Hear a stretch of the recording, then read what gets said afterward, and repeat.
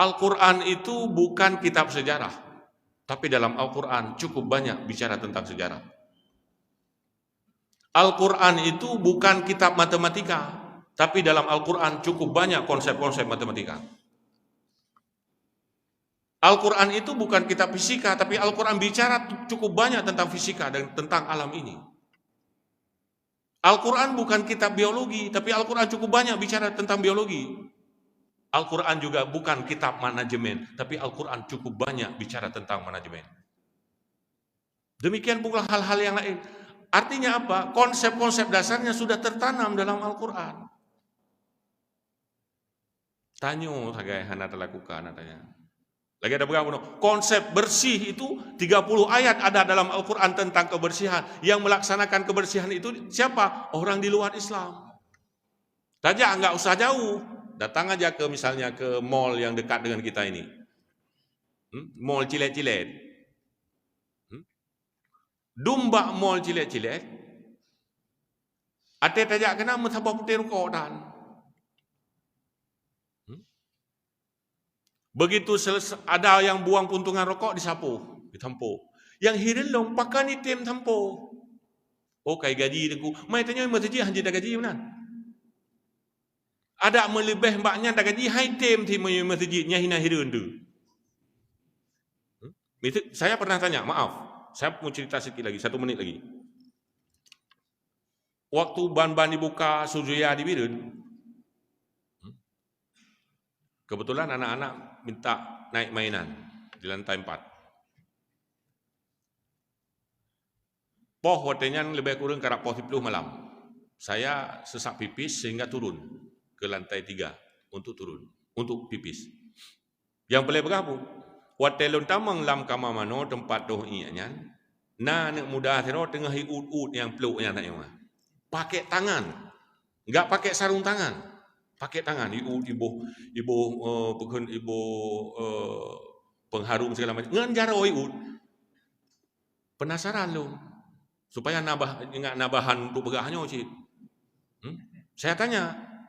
Setelah saya buang air kecil, udah lama kerja di sini. Baru sekitar 3 bulan itu. Tiap hari kerja kayak gini? Enggak, dia bilang. Kami shift. 1 hari masuk, 1 hari pray. Oh, jadi tugasnya di sini aja? Iya. Don't tanya lu. Jadi di malam mata kena roh ke kautnya. Nyo tunggu. Oh ikut. Pakai jaro. Boleh maaf. Padi gaji roh hawa berjaunan. Ha deh lu. Ternyata dia digaji 1.200.000. Untuk di malam leheng kena tugas 1.200.000 digaji but item ut tempat tohnya dan dia bertugas dari jam 4 sore sampai jam 10 malam. Hanabu ila ni ma pejampu hatai na urun tamang leplu. Hatai na urun tamang leplu. Ate terakhir tugas terakhir dia ate karap B, karap top semuanya dibersihkan dilap pakai kain lap. Tinggal lelong. Andai kata tak gaji bila masjid 1.500.000 gede mana? Hang gede menego. Hana paten ci gaji. Mesti dah begah contoh apa lain. Dah begah contoh apa masjid Lancang Garang. Ne peduk gaji urang tukang jaga WC 1.500.000. Pegah ro ketugah lagi tugah awak sujuya. Hai tem kan. Si ro urang lewat athena tapak plư được. Hai tem thiu ro palai tem. Tengok kayak pegah ke ro gi kun. Hai tem dia menyebab tempat ibadah. Ya, maka susah membangun kesadaran untuk beramal, untuk beribadah. Dan inilah konsep ajaran Rasulullah tadi yang kita peringati hari lahirnya hari ini. Maka hadirin kaum muslimin jamaah yang dimuliakan Allah, hal-hal sederhana yang seperti ini sering kita lupakan oleh umat. Ya, kita lebih banyak menghayalkan yang besar-besar, kibancara beik lonjak umrah. Situn 3. Kibancara beik lonjak haji. Bahkan kadang-kadang kita harus menunggu sampai puluhan tahun. Itu yang kita harapkan yang besar-besar. Kan hanjut. Kenapa yang kecil-kecil ini kita tidak upayakan? Yang pelebahnya. Padahal kadang-kadang pahala yang kecil ini jauh lebih besar daripada yang real-realnya. Yang real di tahun 3 ada demi bubu, di tahun 3 ada demi bubu. Yang ubud andai kata tak kumpulkan yang kecil-kecil, Assalamualaikum menurut Euro 20 ke Assalamualaikum ke saudara ke anak ke permoh tu, berapa pahala Assalamualaikum itu kalau kita kumpulkan setahun? Daripada tiap preh jauh umrah. Kan haji jauh umrah lah bukan. Daripada tiap preh jauh haji membelah tu ke? Bak tapreh jauh haji Assalamualaikum dan. Harap pahala haji. Al-hajjul mabrur laisa lahu jazaa'un illal jannah. Nya enggak ada apa tapi dia.